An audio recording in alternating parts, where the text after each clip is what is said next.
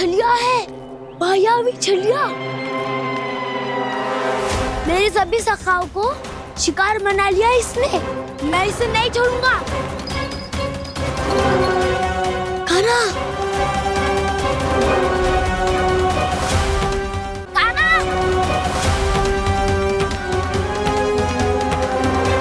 कान्हा, कान्हा,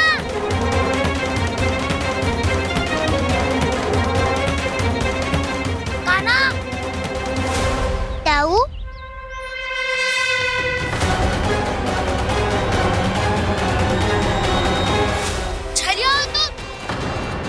तुमने मेरे सखाओं का अपहरण किया है।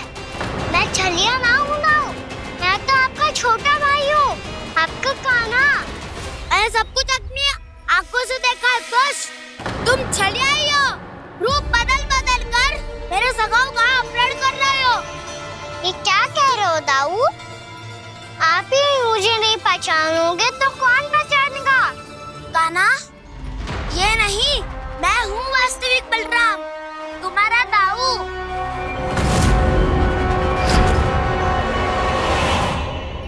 इसके बहकावे में मत आना कान्हा, ये चलिया।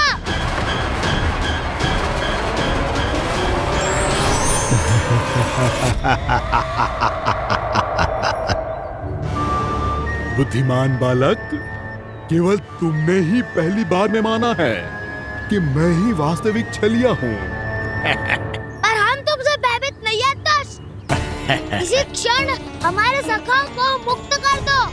अच्छा, यदि इतना ही क्रोध आ रहा है तो जाओ, छुड़ा लो अपने सखाओं को।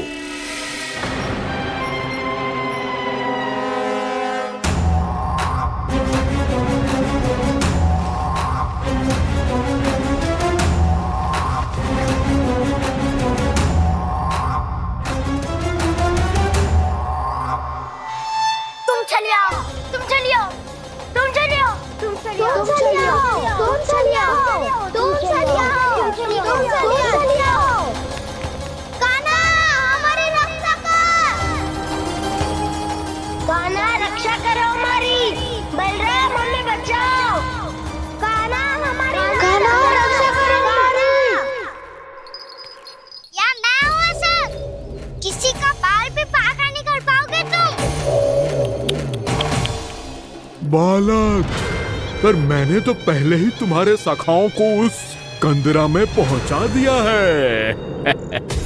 बेचारे इस समय घबरा के रो रहे होंगे, सहायता की भिक्षा मांग रहे होंगे। जानते हो तुम उन सबका अपहरण क्यों कर पाए? क्योंकि मैंने तुम्हें कर नहीं दिया, ताकि मुझे तुम्हारा सामना करने के लिए हिकायत मिल सके। अच्छा। लाओ, आप जाके सखाओं को बचाओ। इस दुष्ट के लिए मैं पर्याप्त हूँ।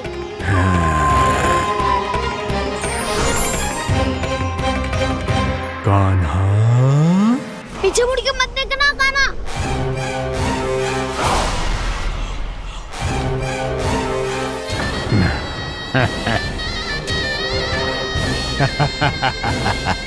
अपने सखाओं की तरह अब तुम भी फंस गए कृष्ण। अच्छी कलाकारी कर लेते हो सर। किसे सिखाया ऐसा स्वांग करना? स्वांग नहीं, माया है ये विद्या मैंने अपने पिताश्री से सीखी है। माया के महान आचार्य मायासुर। तो तुम मायासुर के पुत्र हो, पर जिसके सामने ना माया जाल बुनने का प्रयास कर रहे हो, ये माया के स्वामी है। ये मायाधर विष्णु है। ये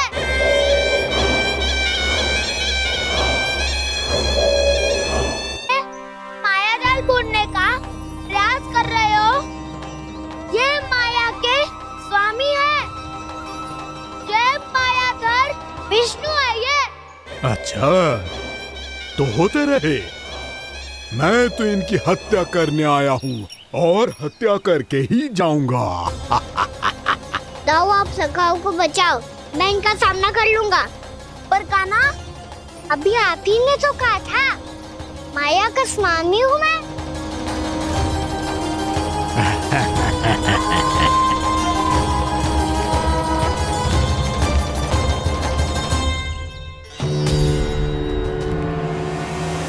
ये तो मथुरा का व्यापारी है। इसको अर्थ वो जो था वो सच में छलिया हो तो कहीं वो नंदमोहन तो ना पहुंच गओ। हमें शीघ्र ही गांव जाना पड़ेगा और सबको सावधान करना पड़ेगा। चल।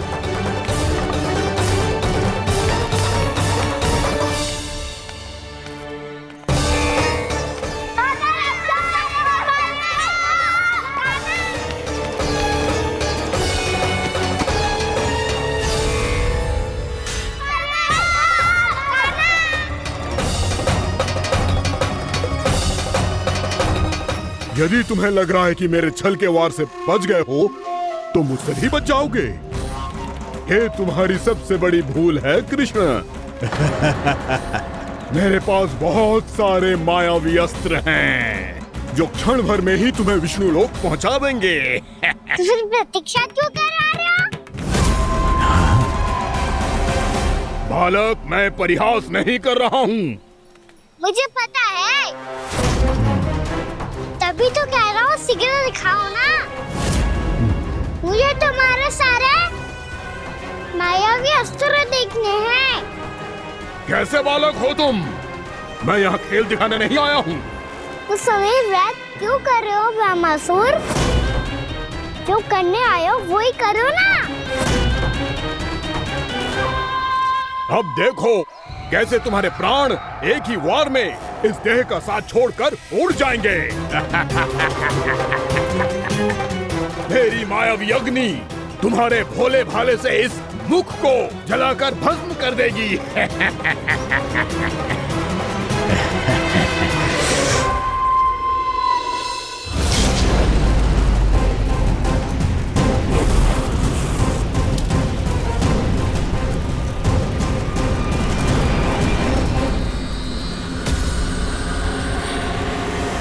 कह रही हो ब्रह्मासुर?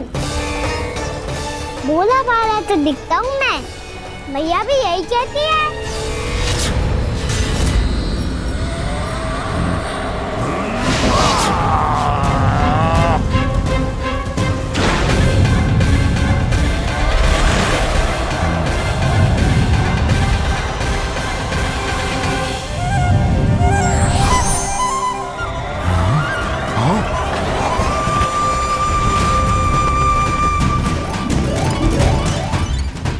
आसन को उपहार देने के लिए बहुत बहुत धन्यवाद ब्रह्मासुर।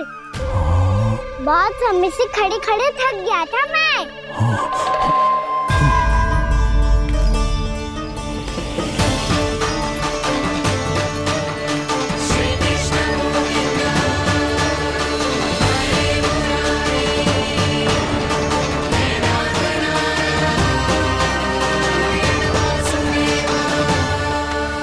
अगला अस्त्र दिखाओ ना। तुम्हारी यही जिज्ञासा आज तुम्हारा अंत करने में सहायक बनेगी मूर्ख बालक।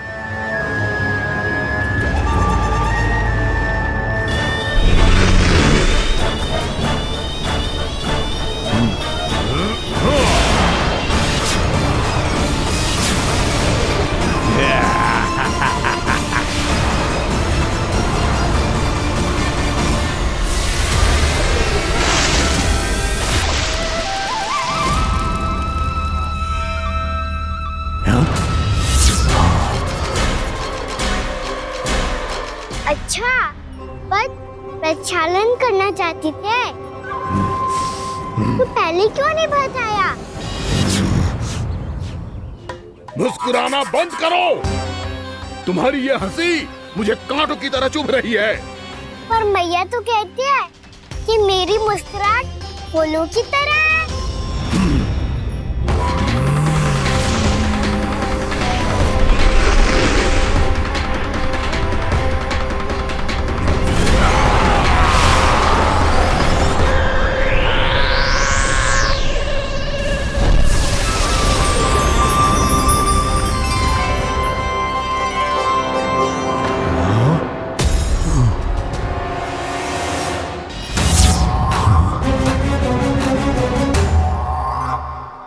ना मेरी मुस्कुराहट बिल्कुल इन्हीं फूलों की तरह है।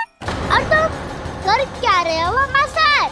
कभी आसन दे रहे हो, कभी पद प्रक्षालन कर रहे हो और अब फूल भी चढ़ा दिए। तुम मुझ पे वार करने आए हो कि पूजा करने? तुम्हारी पूजा तो मैं अब ऐसी करूंगा कि तुम मृत्यु के बाद भी मुझे भूल नहीं पाओगे बालक।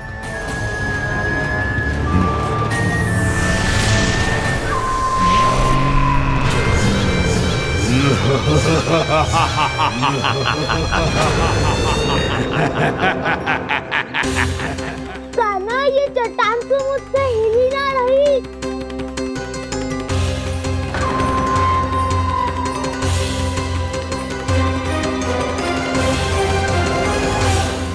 अभी कंदरा के अंदर कुछ क्षणों में ही प्राण वायु समाप्त हो जाएंगे।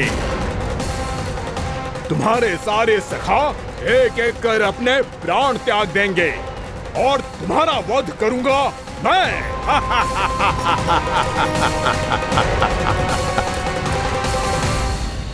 अरे सब जन बच के रहना। छलिया आया हुआ है वृंदावन में। अरे छलिया आ गया है। वृंदावन में मायावी छलिया। अरे क्या हुआ? कौन छलिया? मायावी छलिया सबको छलता है वो। हाँ, कुछ भी कर सके है वो। बहुत भयानक। अरे भानु ठहर जरा, क्या हुआ? बहुत भयानक है वो, बच के रहना सब लोग। अरे भेष बदल ले तो है वो। हाँ। क्या हुआ? छलिया है वो। अरे मुझे बात तो बताओ। रानी भाभी, रानी भाभी, कान्हा घर पर ही है ना? ऐसे भड़बड़ा क्यों रहे हो? कोई भूत देख लियो है क्या? भूत ना भाभी, छलिया से भेंट हो गई। सच्ची का मायावी छलिया है भाभी। क्या उल्टा सीधा बोले जा रहे हो? ठीक से बताओ। अब बोलो भी। वो कान्हा के पीछे पड़ो है वो। मेरे लल्ला के पीछे? हाँ रानी भाभी, हमारे अचेत होने से पहले हमने उसे ये कहते सुना था कि वो वृंदावन आने वाला है कान्हा से मिलने। हे नारायण, मेरे कान्हा की रक्षा करना। जसोदा जी, मायावी छलिए से बचना बालकों के बस की बात ना है। जीजी, बालक वन में अकेले हैं।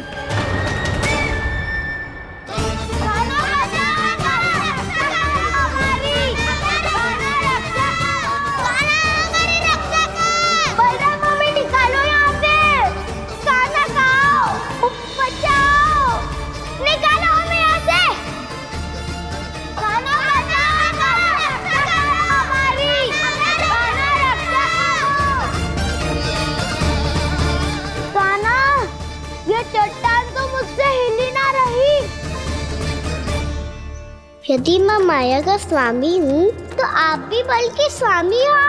ताऊ, अपनी क्षमता, अपना सामर्थ्य स्मरण करो।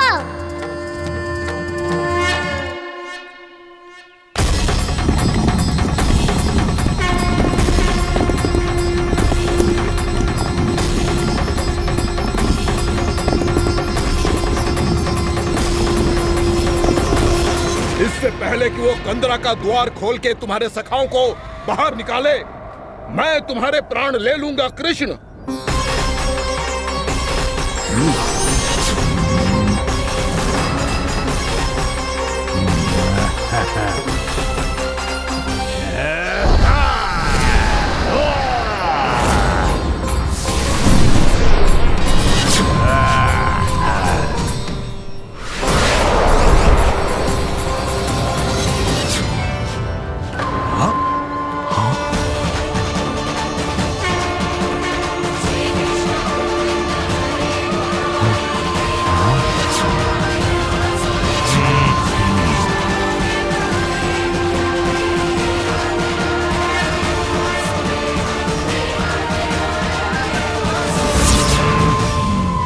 अब कितनी पूजा करोगे ब्रह्मासुर?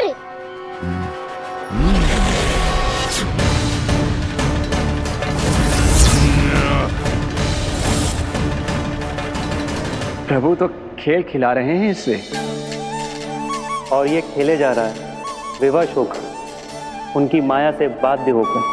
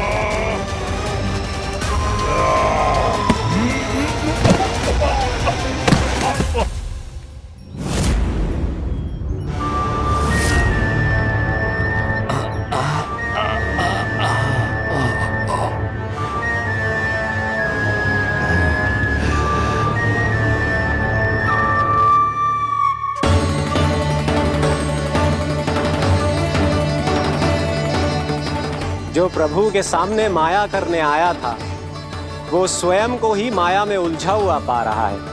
नारायण नारायण।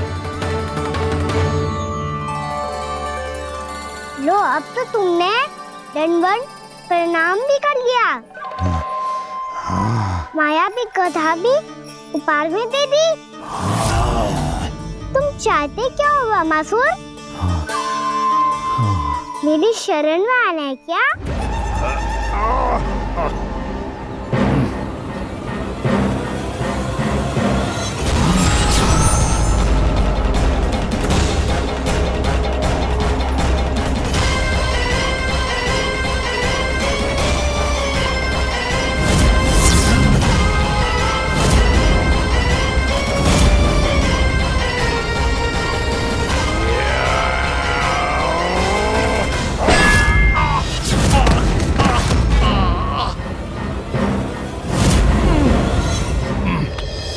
सोच विचार का समय ना है हमारे पास। अपने बालकों की रक्षा के लिए इसी क्षण में निकलना होगा। और वो छलिया किसी का भी रूप धारण कर सकते हो। सुलक्षणा तेरा, शांति तेरा या मेरा, किसी का भी रूप धारण करके हमें भ्रमित कर सकते हो। इसीलिए हमें सतर्क रहना होगा। समझ आई? चलो।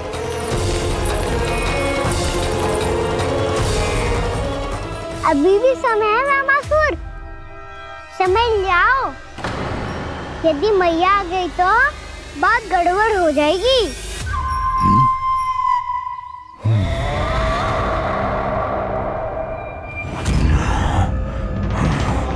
मुझसे झूठ का कोई लाभ नहीं होगा।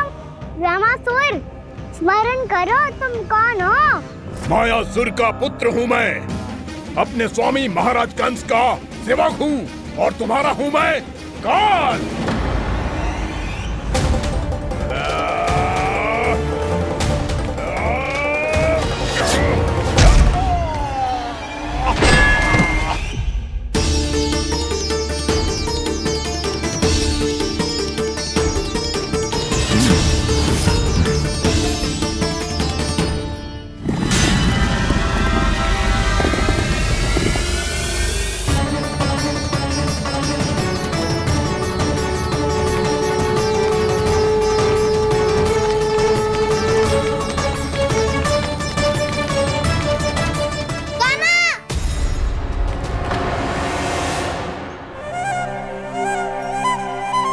बाबा कहते हैं दुष्टों को पहले बातों से समझाना चाहिए, फिर भी ना माने तो अस्त्र ना उठाना दृढ़ता होती है।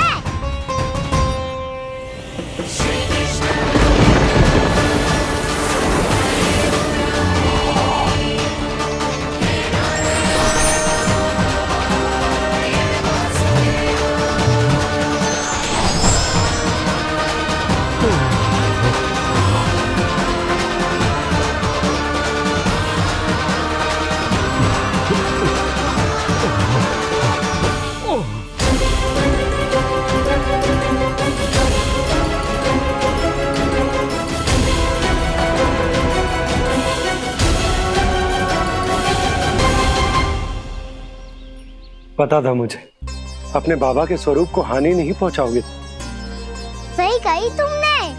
पिता की छवि ही पिता के समान भी आनंदीय होती है। वामासुर,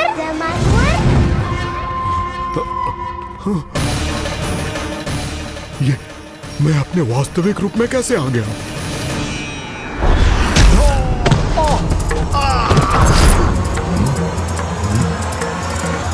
मेरे बाबा का स्वरूप नहीं लेना चाहिए था तुम्हें।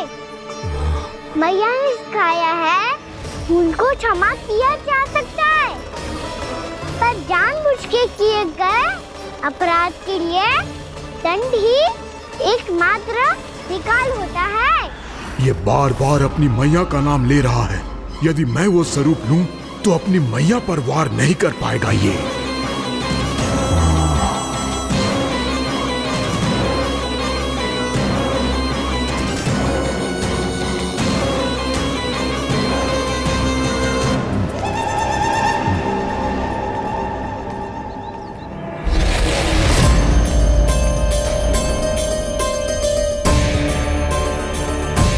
लल्ला,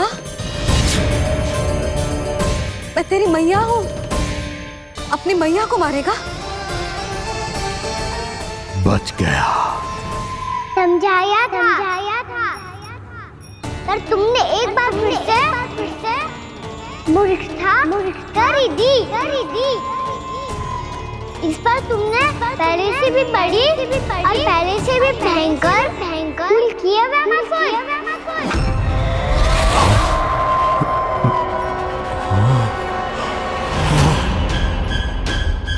ये क्या हो रहा है मुझे? बार बार मेरा रूप क्यों बदल रहा है? ममता को समझे बिना अधिक समय तक मैया का स्वरूप हरण करके नहीं रख पाओगे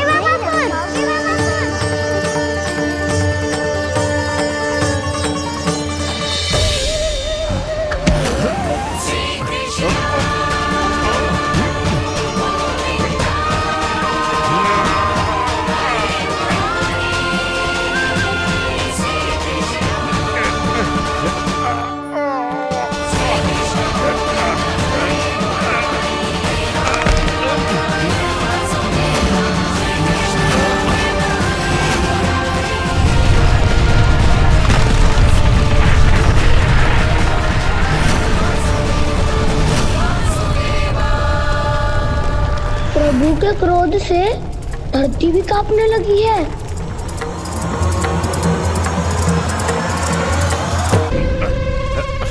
पुत्र को मारने के उद्देश्य से एक माँ का रूप लिया तुमने। ये ममता का और मेरी मैया का घोर अपमान है रामासुर।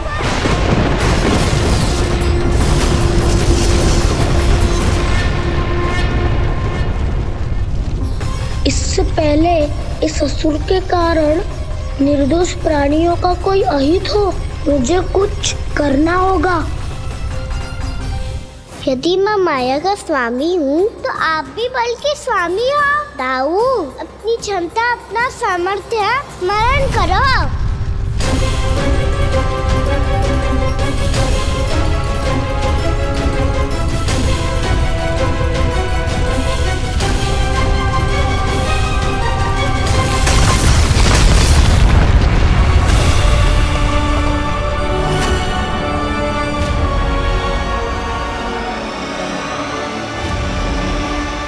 अद्भुत बलदाऊ, अद्भुत। अपने बल का उचित प्रयोग करके आपने प्राणियों को हानि होने से बचा लिया और यह भी सिद्ध कर दिया कि इस युग में आपसे अधिक बलवान और कोई नहीं होगा। आज से आप बलदेव के नाम से भी जाने जाएंगे। आज से आप बलदेव के नाम से भी जाने जाएंगे। आपके चरणों का ये चिन्ह युगों युगों तक आपके बल की कथा कहता रहेगा। बलराम का चरण चिन्ह।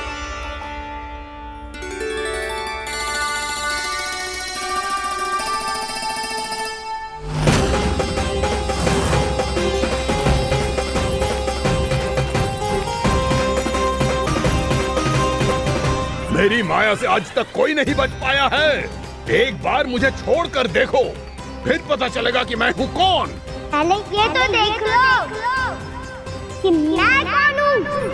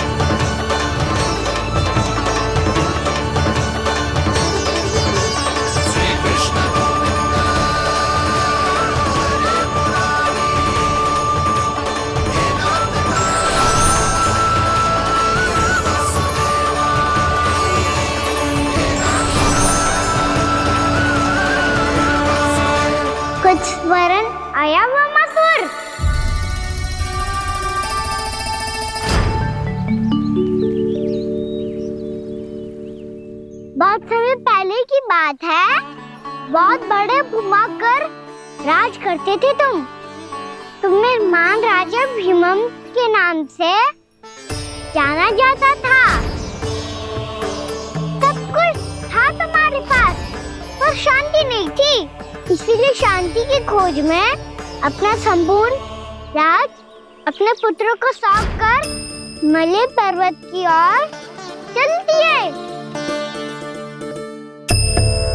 अनेक वर्षों की तपस्या के बाद तुम्हारे तप की कीर्ति चारों ओर फैलने लगी और फिर सच्चे तपस्वी की धूप में तुम्हारी ख्याति से प्रभावित होकर महर्षि उलट तुमसे भेंट करने आए। राजा भीमरथ, आपने ईश्वर की प्राप्ति के लिए सब कुछ छोड़ दिया, पर अपना अभिमान नहीं छोड़ पाए। इसीलिए मेरे आगमन पर सम्मान के साथ खड़ा होना तो दूर, मेरा अभिवादन भी नहीं किया। अभिमान तपस्वी का गुण नहीं होता है राजन, अभिमान राक्षसी गुण है। इसलिए मैं आपको श्राप देता हूं कि आप अगले जन्म में एक राक्षस के रूप में जन्म लेंगे, एक राक्षस के रूप में जन्म लेंगे। मुझे क्षमा कर दीजिए महर्षि, मैंने जानबूझकर आपका अपमान नहीं किया है। मैं तो यहाँ पर शांति की खोज में आया था। अपने भीतर के संसार में गहरे सोच विचार में डूबा हुआ था मैं। मुझे क्षमा कर दीजिए महर्षि, मुझे क्षमा कर दीजिए। अपनी भूल का आभास प्रायश्चित की ओर पहला पग होता है।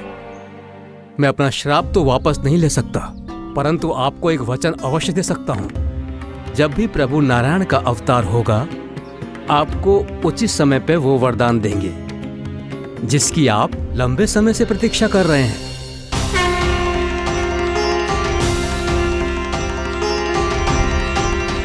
प्रभु, आपने मेरी आंखें खोल दी। अब मुझे पता चल गया है कि आप कौन हैं और मैं कौन हूँ। इसलिए आप मुझ पर कृपा करके अपने चरणों में स्थान दे दीजिए।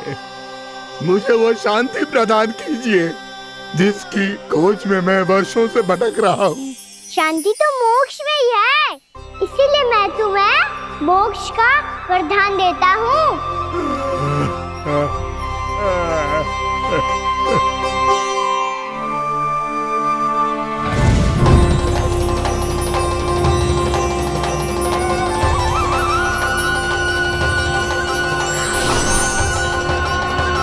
प्रभु की ये लीला सदैव स्मरण रखी जाएगी।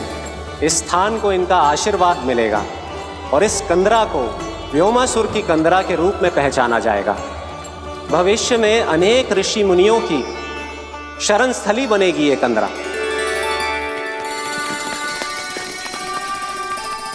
ये कोई साधारण बालक ना है। ऐसा चमत्कार कोई साधारण बालक थोड़ी ना कर सकते है। तुम सत्य कह रहे थे बलराम, गाना सच्ची में भगवान ही है। तभी तो सब देवता इसे बसाने और इसकी ओर से युद्ध करने आते हैं। तुम सब ऐसे आंखें फाड़ के क्यों देख रहे हो मुझे?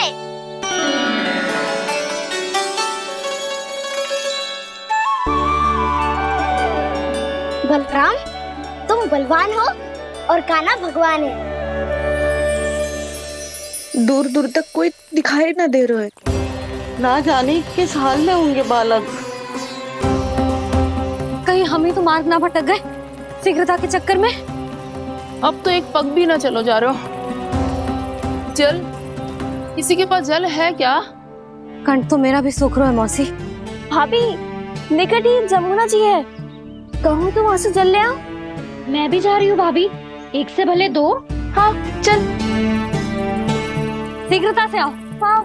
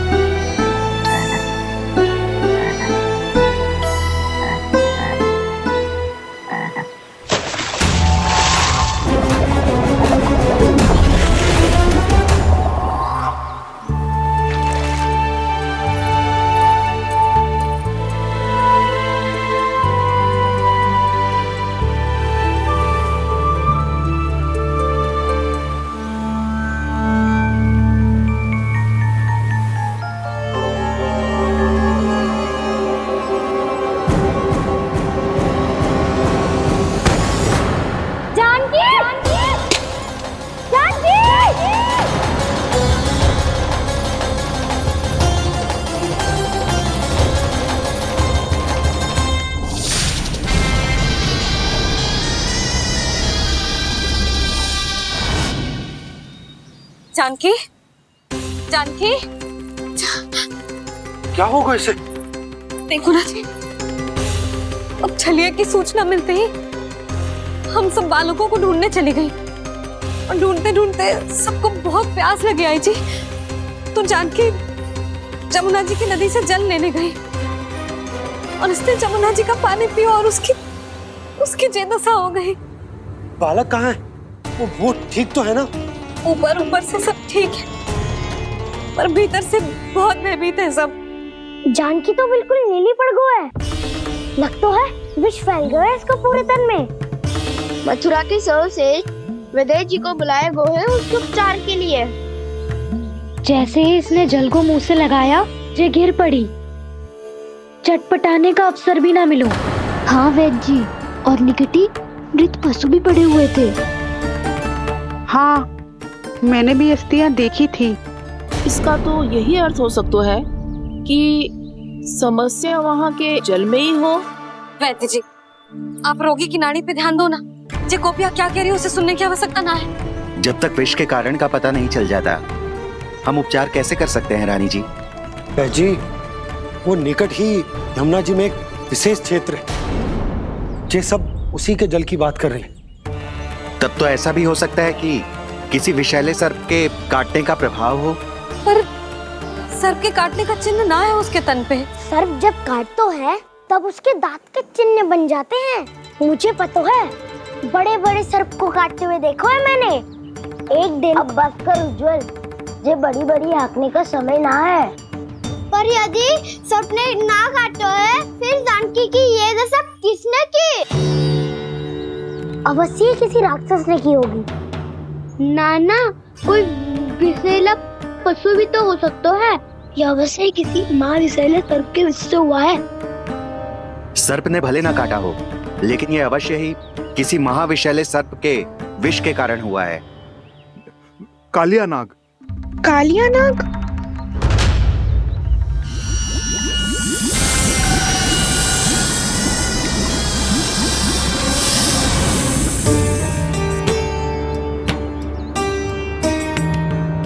संकेतों से तो ऐसा लगता है कि जानकी ने कालिया नाग के क्षेत्र के विशाल जल पी लियो है।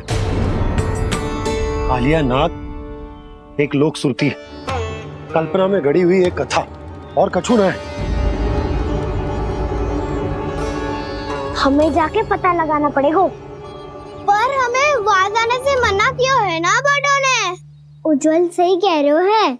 इस समय जानकी के स्वास्थ्य से अधिक महत्वपूर्ण और कछु ना है। जानकी हमारे लिए ही जलाने गई थी जी। ना मैं उसे जाने देती ना जैसा वो तो। वैद्य जी, आप शीघ्र कछु करो, कैसे भी कछु भी करो, पर इसके प्राण बचा लो।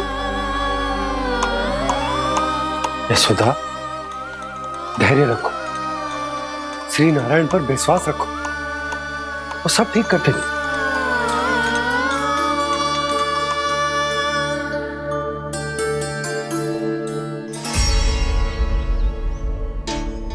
विष की काट की मेरे पास जितनी जड़ी बूटी थी, मैंने सब अर्क बना के पिला दी, पर इसकी दशा में अभी तक कोई सुधार नहीं दिख रहा है। यह अंतिम जड़ी बूटी है। अगर इससे भी चमत्कार नहीं हुआ तो फिर जो नारायण की इच्छा।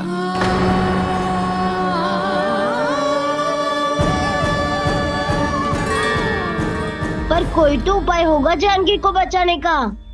कान्हा, यदि तुझे किसी औषधि के बारे में पता है, हमें बता दे, हम जाके ले आएंगे।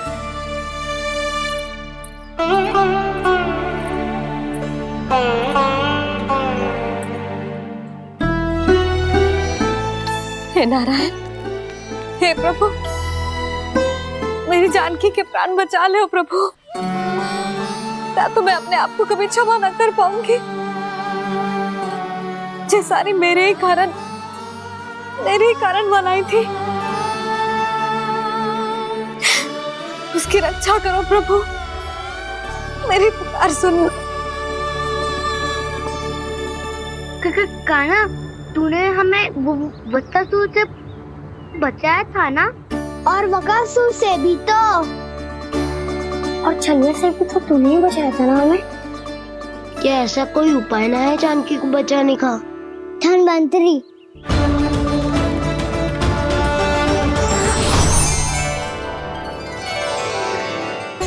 मैं आ गया हूं प्रभु, चिंता मत कीजिए, आपके आदेश का पालन अवश्य होगा। यशोदा मैया,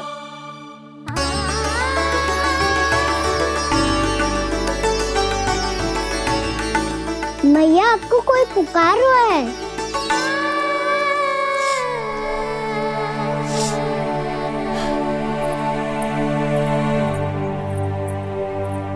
चिंता मत करो मैया, अब धनवंतरी जी आ गए हैं, वो सब संभाल लेंगे। धनवंतरी जी कौन है? जिन्होंने संसार का आयुर्वेद दिया, आरोग्य के देवता, वे श्री नारायण के अवतार।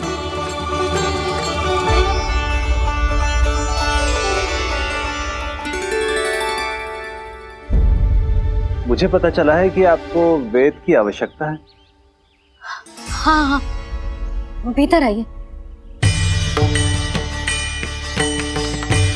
आइए आइए बैठे जी। जी रहे। मथुरा का सर्वश्रेष्ठ वैद्य अर्थात मैं यहाँ आ चुका हूँ और रोगी को जितनी औषधि की आवश्यकता थी सब दे चुका हूँ। निश्चित रूप से आपने विष की काट के लिए बहुत ही उत्तम अर्क तैयार किया है, इसीलिए किसी और वैद्य की आवश्यकता नहीं है। किंतु आप अकेले कितना कुछ करेंगे वैद्यराज, मुझे अपना सहायक ही बना लीजिए। पर जो करना था मैं पहले ही कर चुका हूँ। हाँ, वो तो आप कर चुके हैं, बस रोगी के तन से विष निकालना शेष है ना वैद्यराज? हाँ हाँ, बस वही शेष है। इनके रक्त को विष रहित करने में मैं आपकी सहायता करूंगा। पहले ये संजीवनी मानी जाने वाली इन लाल फूलों की बूटी को भी घिसना है ना?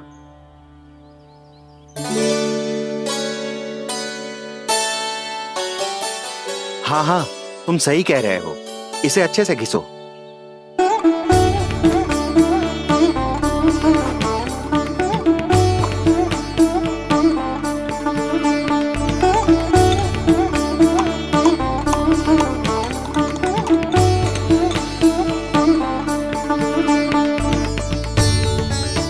और ये नीले फूलों को भी तो मिलाना है ना?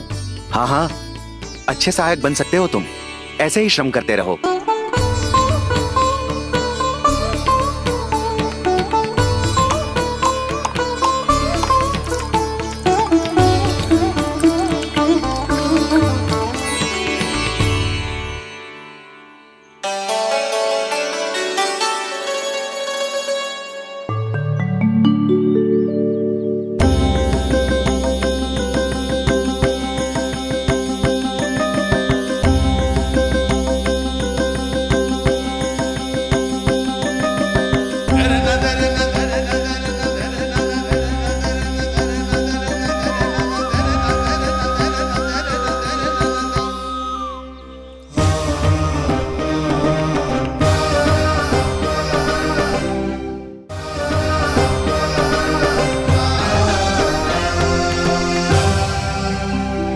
जानकी स्वस्थ हो जाएगी ना धनवंतरी जी?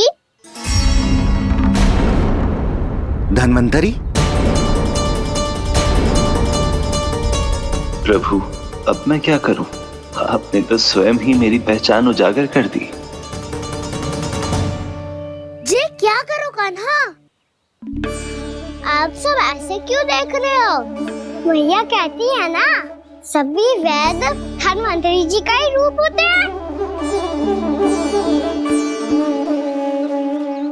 वाह कृष्णा, चतुर तो हो तुम। वैसे वास्तविक धन्वंतरी मैं हूँ, मेरा अर्थ है वास्तविक वैद्य मैं हूँ। ये तो मेरा सहायक है, मुझे पूरा विश्वास है बिल्कुल ठीक हो जाएगी। वैसे ही थोड़े ना मुझे मथुरा का सर्वश्रेष्ठ वैद्य कहते हैं लोग।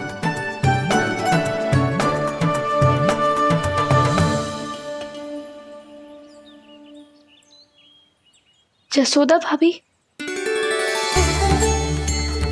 जसोदा जी, जानकी को चेतना आ गई। जानकी, जानकी, जानकी, तू ठीक है ना? क्षमा करना भाभी, मैं आपके लिए जल ना ला पाई। बस बहुत भूख लगी है। मैं अभी कछु लाती हूँ। जानकी, माखन खाओगी?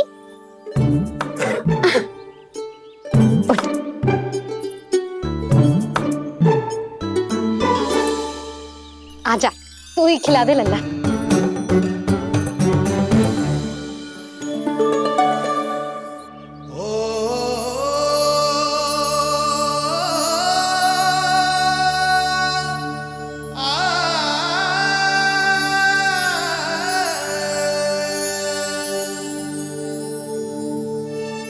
तुम सब मेरे लल्ला को माखन चोर कहती हो ना?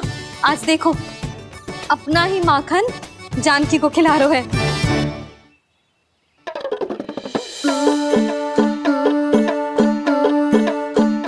थोड़ा और विश्राम कर लो। सदैव तुम हम सबकी सेवा करती हो, आज मैं तुम्हारी सेवा करूंगा। जानकी की जिज्ञासा तब हुई जब जय यशोदा काकी की सेवा कर रही थी, और अब देखो स्वयं भगवान ही इसकी सेवा कर रहे हैं। जानते हो इससे क्या सिद्ध होता है? जो भी यशोदा मैया की पूजा करेगा, अर्थात अपने माता पिता की सेवा करेगा, उनके साथ सम्मान से व्यवहार करेगा, ईश्वर स्वयं उसका ध्यान रखेंगे। कभी धन्वंतरी के रूप में तो कभी स्वयं कान्हा के रूप में। भक्त और भगवान का देखो कैसा ये अनुराग, स्वयं करे सेवा प्रभु, अद्भुत गोपी का भाग्य। प्रभु इन सब पृथ्वीवासियों से कितना घुल मिल गए हैं। ना तो ये प्रभु को भगवान मानते हैं और ना ही प्रभु अपने आप को इनसे सर्वश्रेष्ठ समझते हैं। अपने आचरण से ये सिद्ध कर रहे हैं कि ये सभी में हैं और सभी इनका ही अंश है।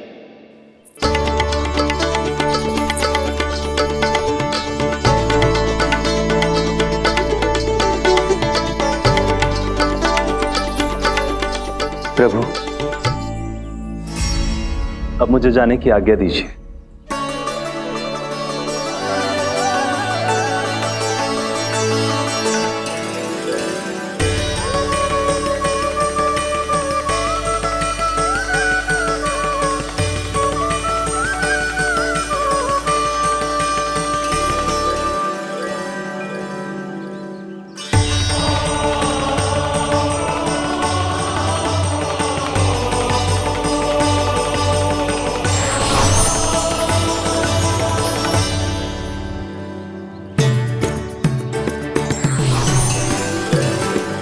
कान्हा ने तो सच्ची में धन्वंतरी जी को बुला लिया था।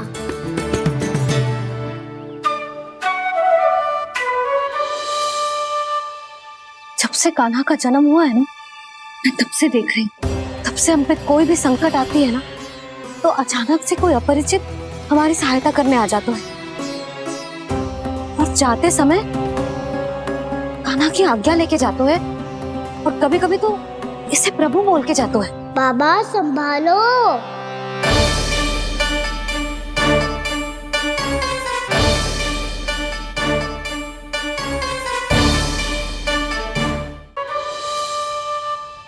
जब से कान्हा का जन्म हुआ है ना, मैं तब से देख रही हूँ, तब से हम पे कोई भी संकट आती है ना, तो अचानक से कोई अपरिचित हमारी सहायता करने आ जाते हैं, और जाते समय कान्हा की आज्ञा लेके जाते हैं, और कभी कभी तो इसे प्रभु बोल के जाते हैं। बाबा संभालो। यशोदा, इस जानकी को चढ़ो है और विचित्र विचार तुम्हारे मन में है। अरे सब जानते हैं कि हमारा परिवार राजसी, तुम्हें पता ना चलता हो वो, पर हमारे कान्हा को सब राजकुमार ही समझते हैं देखकर। इसीलिए उसे सम्मान देने के लिए सब ऐसा ही करते हैं, और कोई बात ना है।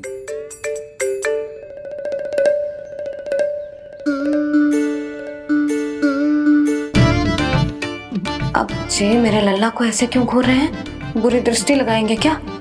वैद्यराज जी, आपके सहायक तो गए, अब आप यहाँ क्यों? वो क्या है ना, मैं अपने रोगी का निरीक्षण करके पूरी तरह से संतुष्ट होकर ही जाता हूँ।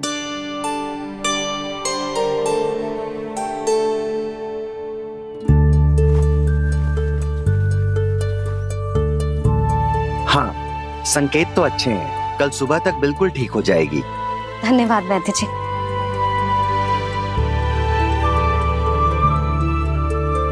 बस तो फिर हम कल पकड़न पकड़ाई खेलेंगे जानकी।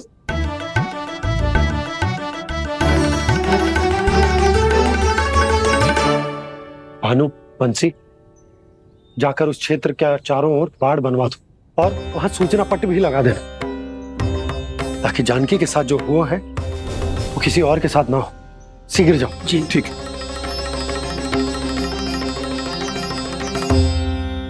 बाड़ और सूचना पट लगवाने से समस्या का समाधान नहीं होगा बाबा। निर्दोष पशु सूचना पट देखकर भी कुछ समझ नहीं पाएंगे।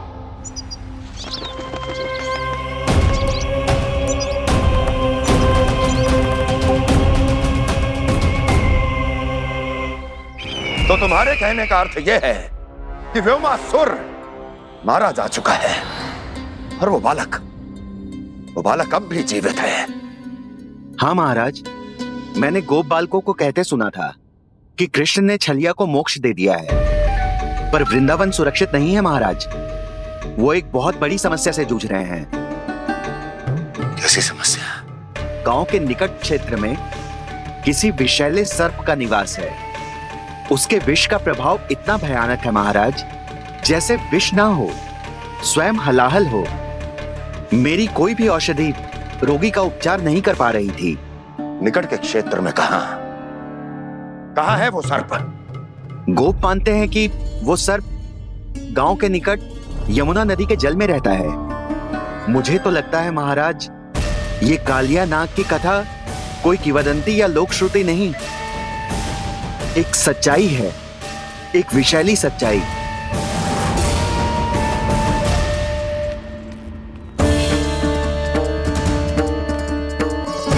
कालिया का सामना करने का समय आ गया है, पर उससे पहले मुझे बुलाना होगा उन्हें।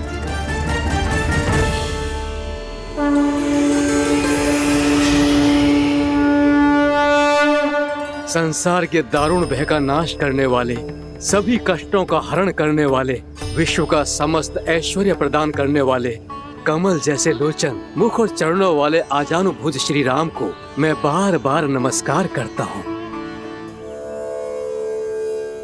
आपदामपहर्तारं दातारं सर्व संपदा, लोकाभिरामं श्री रामं भूयो भूयो नमाम्यहम्।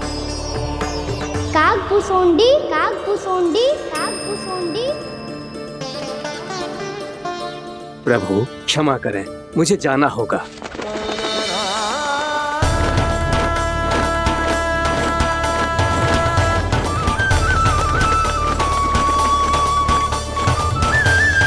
प्रणाम प्रभु। अनेक बार मैं आपके दर्शनों के लिए आया प्रभु। कभी नंद भवन के झरोखों से आपके दर्शन करके चला जाता था, तो कभी दूर किसी वृक्ष की आड़ से आपको निहार लिया करता था। आज आपने स्वयं मुझे बुलाकर धन्य कर दिया प्रभु।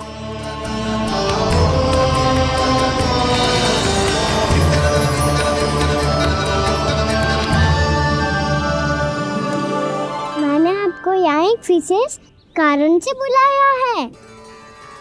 आपके श्राप से इस कालिया नाग को मुक्त करने का समय आ गया है। ये तो बहुत ही उत्तम समाचार है प्रभु। इतने वर्ष बीत गए, मुझे आज भी स्मरण है वो दिन जब मैंने उन्हें श्राप दिया था। अपने क्रोध पर नियंत्रण खोकर बहुत बड़ी भूल कर दी थी मैंने प्रभु। बीती हुई घटनाओं पर दुखी होके कोई लाभ नहीं है। हमें भविष्य की ओर देखना होगा।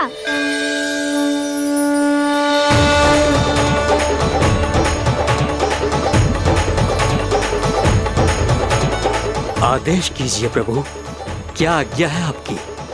जब मैं कालिया नाग का सामना करने जाऊं, तो आप यहीं रहेगा। आपको अपने आप पता चल जाएगा कि कब क्या करना है। और हाँ, लौटते जाते समय नारद मुनि से कहिएगा, वो आकर मुझसे भेंट करे। अवश्य प्रभु, प्रणाम। क्या इसने सच्ची में देवर्षि नारद को बुलाया है? नारायण नारायण, आपको संदेश भेजने की आवश्यकता नहीं थी। आप स्मरण करते और मैं चला आता। तुम्हारा कल्याण हो नारद।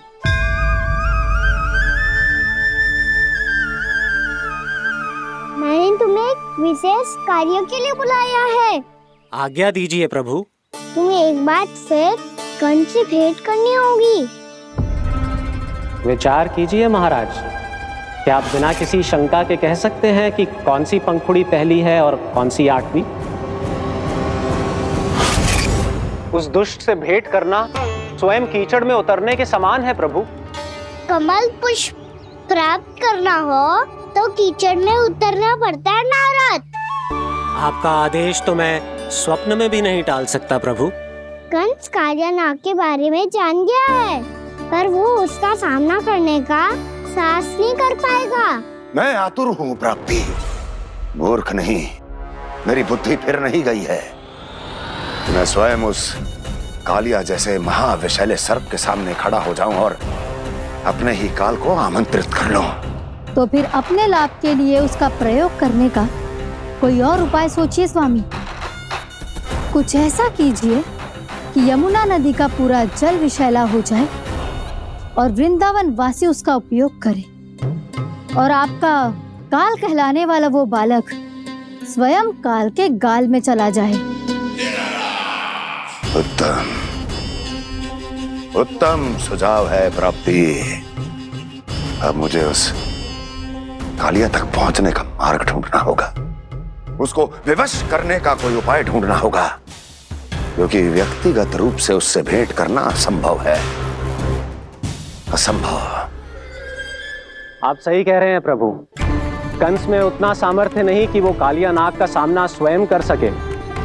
वैसे तो कालिया गरुड़ देव का भी सम्मान नहीं करता, तो फिर वो कंस का सम्मान क्यों करेगा भला? नहीं करेगा, पर कंस तुम्हारा सम्मान अवश्य करेगा नारद। तुम्हारी बातें भी सुनेगा और मानेगा भी। ये मेरी योजना का बहुत ही महत्वपूर्ण भाग है। तुम कंस के पास जाओ और कहो कि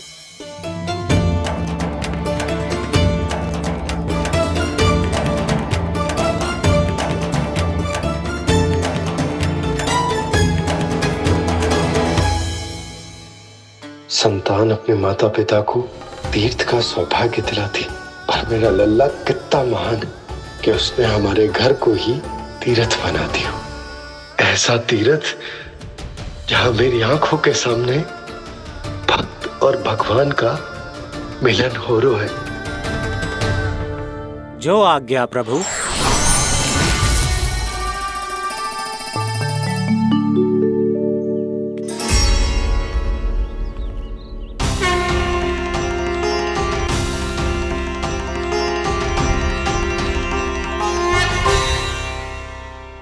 बाबा, कान्हा, ये सब क्या चल रहा है? पहले काग भुसुंडी जी और फिर जे नारद जी। क्या योजना बना रहे हो तुम? कान्हा, बता ना लल्ला, क्या सोच रहे तू? कान्हा देख, अगर तुझे अपने बाबा को ना बताना हो ना, तो अपने भक्त को बता दे। क्या सोच रहे हो लल्ला? क्या करने वाले हो आप?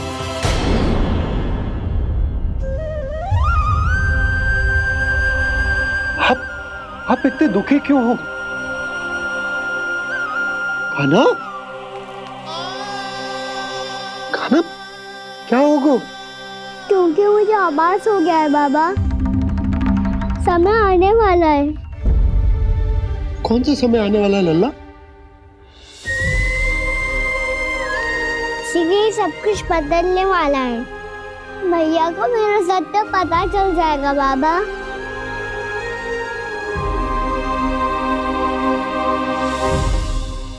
पर लल्ला, इसका काक भुसुंडी और कालिया नाग से क्या संबंध है?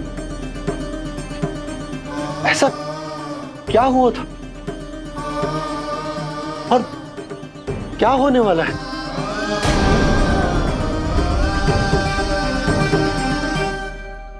जो होने वाला है बाबा, उसका संबंध उससे है जो सैकड़ों वर्ष पहले हुआ था। महर्षि भृगु के एक वंशज थे वेद शिरोमणि, जो विंध्याचल की पहाड़ियों में साधना कर रहे थे। तभी वहाँ अश्वशिरा नाम के एक दूसरे मुनि आमंत्रण के बिना ही आ गए। कितना सुंदर और शांतिपूर्ण आश्रम है। यहाँ प्रभु की साधना करने में बहुत आनंद आएगा। शीघ्र ही अश्वशिरा मुनि उपस्थिति के कारण होने वाले व्यवधान से बाध्य होकर वेद शिरोमणि ने अपनी आंखें खोली। कौन हो तुम और यहाँ क्या कर रहे हो? आपके आश्रम में बहुत शांति है मुनिवर। साधना करने के लिए बहुत ही उत्तम स्थान है ये। मैं चाहता हूँ कि मैं भी यहाँ। आप यहाँ साधना करना चाहते हैं, लेकिन इतना भी नहीं जानते कि किसी के आश्रम में प्रवेश करने से पहले उसकी आज्ञा लेनी चाहिए। आप ये भी नहीं जानते कि यदि कोई यज्ञ कर रहा हो तो बिना अनुमति के वहाँ प्रवेश करने से उसकी यज्ञ साधना भंग हो सकती है। आप क्या साधना करेंगे मुनि? आप तो साधना के योग्य ही नहीं हैं। इतना अपमान! एक मुनि के मुख से इतने कड़वे शब्द शोभा नहीं देते। मैं तुम्हें श्राप देता हूँ, जितनी विषैली तुम्हारी जिह्वा है उतने ही विषैले सर्प बन जाओ तुम। और ऐसा सर्प जो सांस भी ले तो निकट का वातावरण दूषित हो जाए। तुम्हारे इस दुस्साहस के लिए मैं तुम्हें श्राप देता हूँ कि तुम अभी इसी क्षण कौवा बन जाओ, और ऐसा कौवा जो कांव कांव करके अनर्गल प्रलाप करता रहे।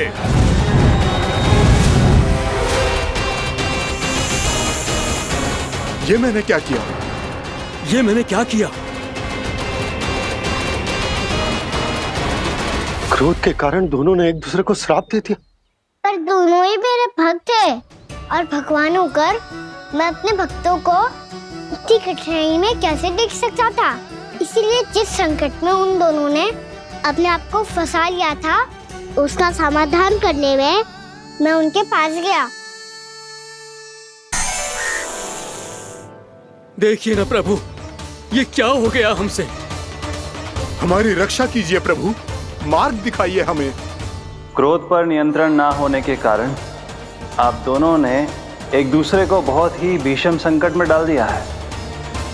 अब दोनों ही तपस्वी, तप के बल से दिए गए आपके श्राप को लौटाना भी संभव नहीं है। प्रभु कोई तो उपाय होगा, हम आपके शरण में हैं प्रभु। अपराध तो हमसे हुआ है प्रभु, पर अब आपसे ही आशा है। कुछ ऐसा कीजिए भक्त वत्सल, जिससे हम दोनों के श्राप का प्रभाव कुछ कम हो जाए। आप दोनों ही मेरे भक्त हैं, इसलिए आपकी पीड़ा का निवारण करने का एक उपाय है मेरे पास। वेद शिरोमणि, जब आप कालिया नाग बनेंगे तो आपको मेरे चरणों को अपने शीश पर धारण करने का सौभाग्य मिलेगा। और अश्व शिरोमणि, आप काग योनि होने के बाद भी आप श्रेष्ठतम ज्ञान और सर्वाधिक यौगिक सिद्धियों के स्वामी होंगे। और प्रवचन दिया करेंगे। इसके बाद अश्वशिरा मुनि काकभुसुंडी बन गए, जिन्होंने आगे चलकर स्वयं गरुड़ देव को रामायण सुनाई और मुनि वेदशिरा महर्षि कश्यप और देवी कत्रियों के पुत्र कालियानाग बनकर जल में। और अब वही कालियानाग जमुना जी में, जिनके कारण जानकी के प्राण लगभग चले ही गए थे। अब कालियानाग को उचित स्थान पर भेजने का समय आ गया है बाबा। पर ये तो अच्छी बात है कान्हा, वेदशिरा मुनि को दिया हुआ तुम्हारा वचन भी पूरा हो जाएगा, जमुना जी की शुद्धि भी हो जाएगी। इस सब के बाद भी तुम दुखी क्यों हो? क्योंकि इसके बाद मैया के सामने मेरा रहस्य खुल जाएगा बाबा। उन्हें पता चल जाएगा कि उनका बालक कोई साधारण बालक ना है। भविष्य में जो होने वाला है उसे सबके सामने घटने से रोकना मेरे लिए भी संभव ना होगा। मैया को सब पता चल जाएगा। क्या पता चल जाएगा रे मुझे?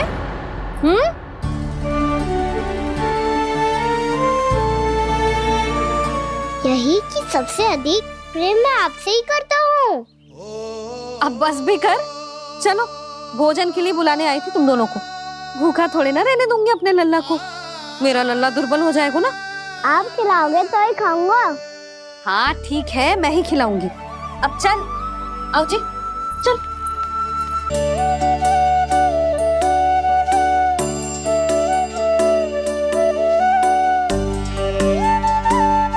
मैया खेलो ना मेरे साथ। मैया सुनो ना, मेरी बात ना मानोगी? अभी बहुत कार्य पड़े लल्ला, देख जानकी को औषधि भी देने जानो है ना। औषधि मैं दे दूंगा, फिर तो खेलोगी ना आप मेरे साथ।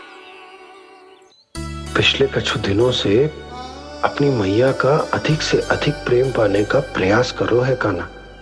इसका तो एक ही अर्थ हो सकता है कि कछु बहुत बड़ो होने वाला है। कान्हा रुक जा लल्ला। कान्हा क्यों तंग कर रहा है? मैया को पहन लेना। कान्हा, कान्हा, ये क्या करो तूने?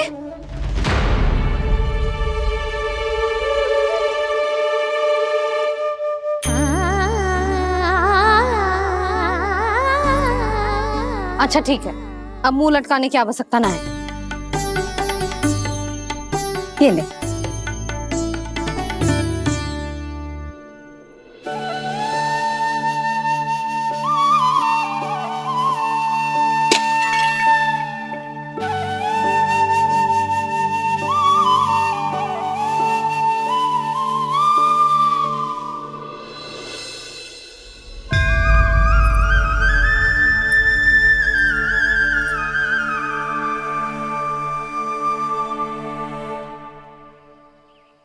तंग करे मैया को खिजाए, खेले रूठे मनाए,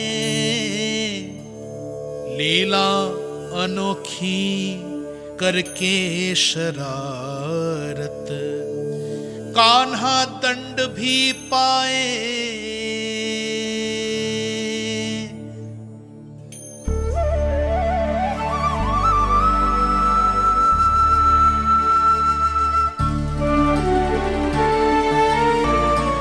रूठना मनाना, खेलना खिलाना, पहले शरारत करके क्रोध दिलाना और फिर क्षमा मांग लेना, ये सब जानबूझकर कर रहे है कान्हा। जैसे जीवन भर के लिए अपनी मैया की ममता को अपने हृदय में समेट कर रखना चाहते हो। कैसे कैसे करूं उस कालिया से मित्रता, कैसे करूं उसका उपयोग?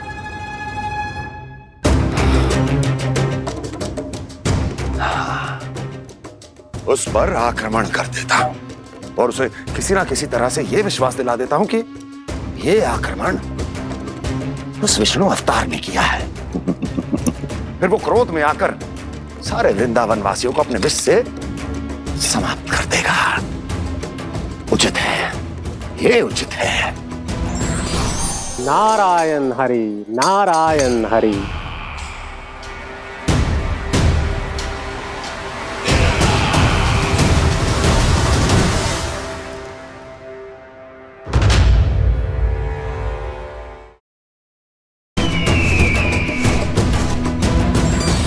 नारायण हरि, नारायण हरि।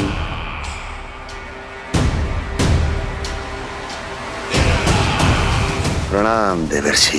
किस योजना में कितना लाभ है और कितनी हानि, यह आंकलन करते करते थक गए होंगे मथुरा नरेश। देवर्षि, आज मेरा ध्यान कैसे आ गया आपको? आप तो सदैव ही मेरे ध्यान में रहते हैं महाराज कंस। सत्य तो यह है कि मथुरा में जो भी हो रहा है मुझसे छिपा हुआ नहीं है। मैं जानता हूं कि आप किसी भी असुर को वृंदावन क्यों ना भेजें, और वो असुर कितना भी शक्तिशाली क्यों ना हो, कृष्ण का सामना नहीं कर पाता। या तो पराजय स्वीकार करके आपके पास लौट आता है, या तो फिर वीर गति को प्राप्त हो जाता है।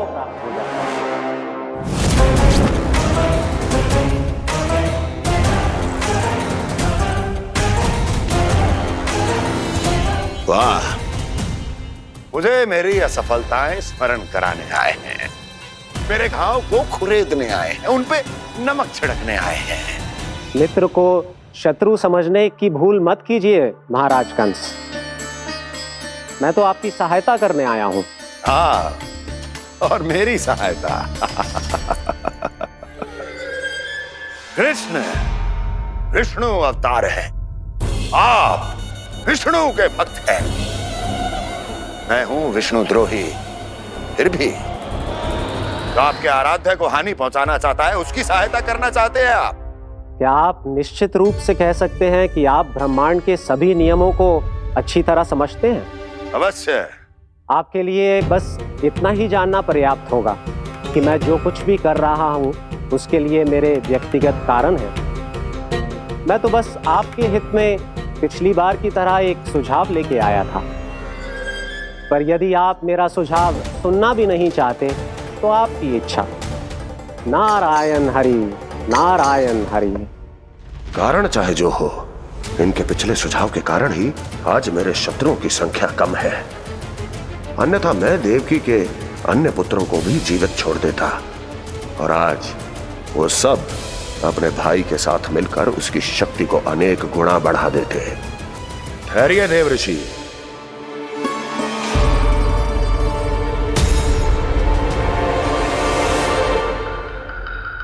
बताइए क्या सुझाव है आपके पास? मेरे सुझाव का नाम है कालिया नाग।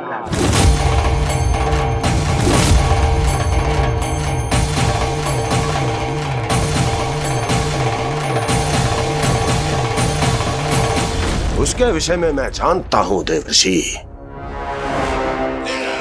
तो समस्या यह है कि मैं स्वयं उससे मिलने नहीं जा सकता, उससे भेंट नहीं कर सकता। उस कृष्ण की हत्या के लिए उसको वृंदावन जाने के लिए तैयार नहीं कर सकता। तो मत जाइए उसके सामने, और ना उसे भेजिए कृष्ण के सामने। हर बार आप किसी न किसी असुर को अपने शत्रु के क्षेत्र में भेजते हैं, जहां शत्रु उसका सामना करने के लिए पूरी तरह से तैयार होता है और आपका असुर मारा जाता है। इस बार शत्रु को युद्ध स्थल चुनने का अवसर मत दीजिए महाराज। इस बार योजना का जाल ऐसे बुनिए कि कृष्ण स्वयं उसके पास जाने के लिए विवश हो जाए। कालिया नाग स्वयं काल है, मृत्यु का दूसरा नाम है। उसके विष का उपयोग अपने लाभ के लिए कीजिए महाराज। वैसे कालिया के विष की अधिकता का अनुमान तो होगा ही आपको।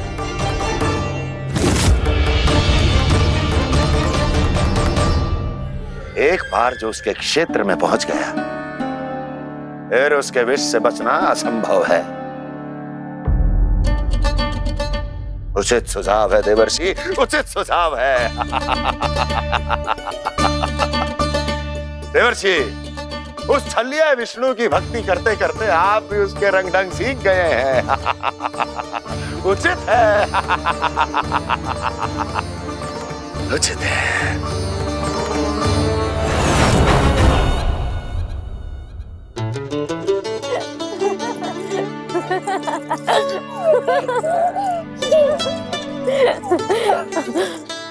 बस बस बहुत आनंद ले लियो लल्ला।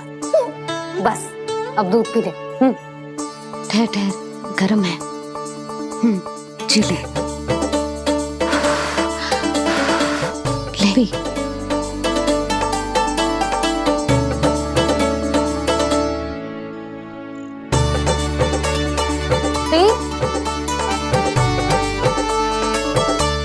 मैं ना होती तो ना जाने क्या हो तो तेरा। अपने आप दूध भी ना पी सकते है भावला कहीं का। आपकी इस प्रेम के लिए तो मैं धरती पे आया हूँ मैया। मैं भी यही सोच रहा हूँ यशोदा कि तुम ना होती तो मेरा क्या होता।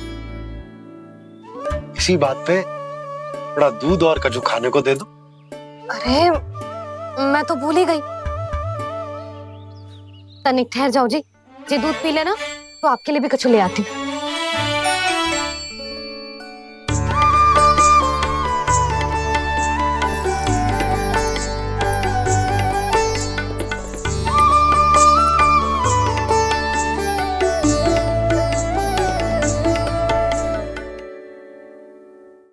प्रणाम महाराज। आपकी आज्ञा के अनुसार बिल्कुल वैसा ही पत्र तैयार किया है जैसा आप चाहते थे।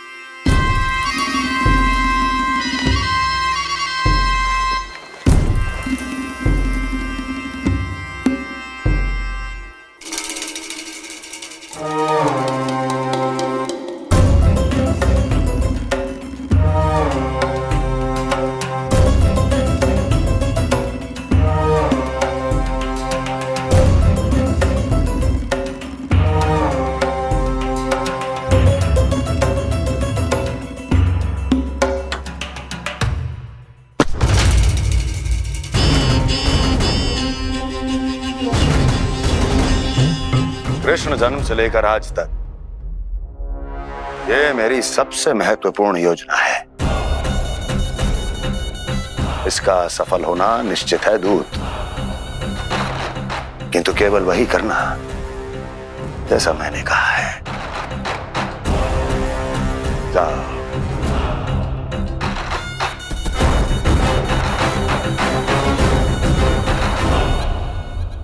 कान्हा,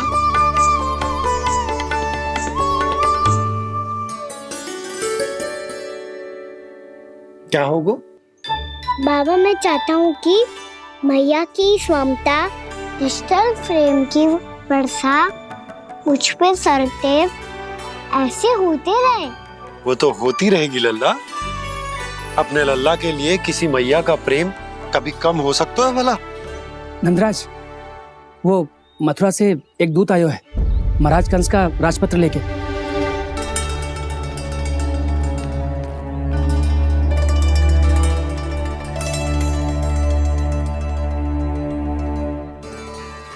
कान्हा अब क्या करने वाला है?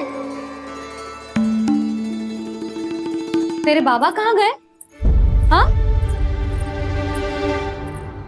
कंस मामा का खेल आरंभ हो गया है, पर मैया वो सब सुनेगी तो व्यर्थ चिंतित हो जाएगी। बस थोड़ा बाहर गया मैया, कछु खा लिया से। बाहर इस समय? मैया क्या होगा? मैया देखो ना, पीठ पे कछु हो रहा है। मेरा हाथ ना पकड़ो, आप करो ना। यहाँ? क्षमा करना मैया, पर अभी बाबा को ही संभालने दो ये सब। कहिए, क्या संदेश लाए हैं आप? नहीं नंदराज नहीं। महाराज कंस का आदेश है कि ये संदेश सभी गांव वालों के साथ ही पढ़ा जाए। ठीक है, मैं गांव वालों के सामने पढ़ दूंगा, पर मुझे तो दीजिए पढ़ने के लिए। महाराज की आज्ञा का पालन करना आपके लिए भी आवश्यक है नंदराज। सभी गांव वासियों की सभा बुलाइए। बंसी, सभी गांव वालों की सभा बुलाओ। राजपत्र में ऐसा क्या संदेश भेजो है कंस ने? अब मेरे पत्र को पढ़कर सब भौचक के रह जाएंगे। और वो कृष्ण, उस कृष्ण के पांव के नीचे से तो भूमि खिसक जाएगी, आकाश फट पड़ेगा, बिजलियां गिर जाएंगी। प्राप्ति, ओ प्राप्ति, कंस का पत्र स्वयं को बहुत अधिक शक्तिशाली समझता है ना वो। अब देखता हूं कैसे वो इस महासंकट का सामना करता है। वो कृष्ण, वो अपनी मृत्यु स्वयं चुनेगा या मृत्यु की वेदी पर चढ़ा देगा प्रिय वृंदावन वासियों को।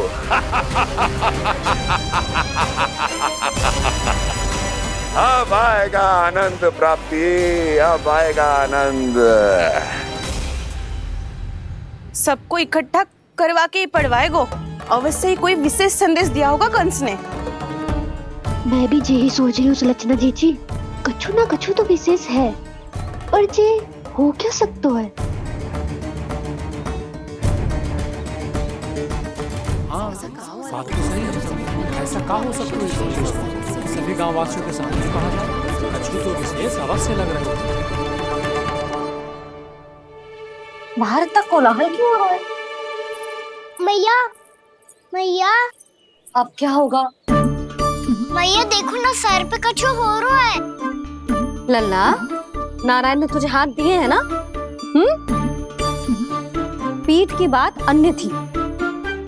अपने सिर की सेवा स्वयं कर। सर पे तो हाथ पहुंच रहा है ना?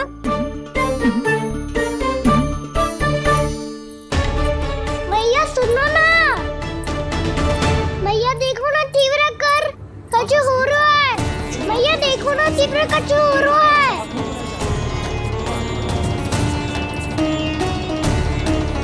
सब लोग आ चुके हैं, अपना संदेश सुनाइए आप। गोपराज नंद और सभी वृंदावन वासियों को सूचित किया जाता है कि मथुरा अधिपति और आप सभी के महाराज कंस ने कल सुबह भव्य पूजा का आयोजन किया है। इसके लिए राज्य को वृंदावन के क्षेत्र के निकट यमुना नदी के मध्य में खिलने वाले 1 कोटि कमल के पुष्पों की आवश्यकता है। इसीलिए आप सभी को यह आदेश दिया जाता है कि ये सभी कमल के पुष्प प्रथम पहर से पहले राजसभा में पहुंचा दिए जाए। सारे वो भी प्रथम पहर से पहले कैसे हो सकते हैं? यदि आप ऐसा करने में असफल रहे तो इसे राज आज्ञा का उल्लंघन माना जाएगा और राजद्रोह के आरोप में आप सभी को कड़े से कड़ा दंड दिया जाएगा। स्मरण रहे, यदि कल की पूजा में इन 1 कोटि कमल के पुष्पों का ना पहुंचने के कारण कोई व्यवधान आया तो समस्त वृंदावन वासियों को दोषी माना जाएगा और पूरे गांव को निवासियों सहित धूल में मिला दिया जाएगा। कल प्रथम पहर तक का ही समय है आप सबके पास।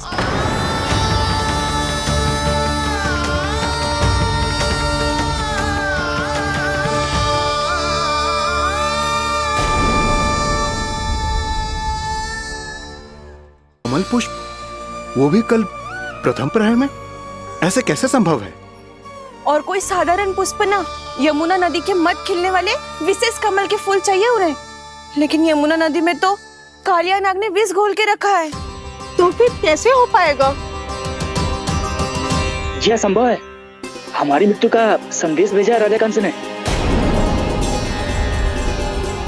सदैव की भांति इस समस्या पर भी गांव के बड़े ही विचार करेंगे।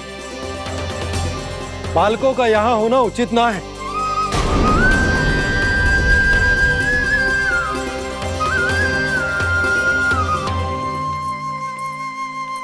लल्ला, ले जे गेंद ले, जा अपने सखाओं के साथ खेल।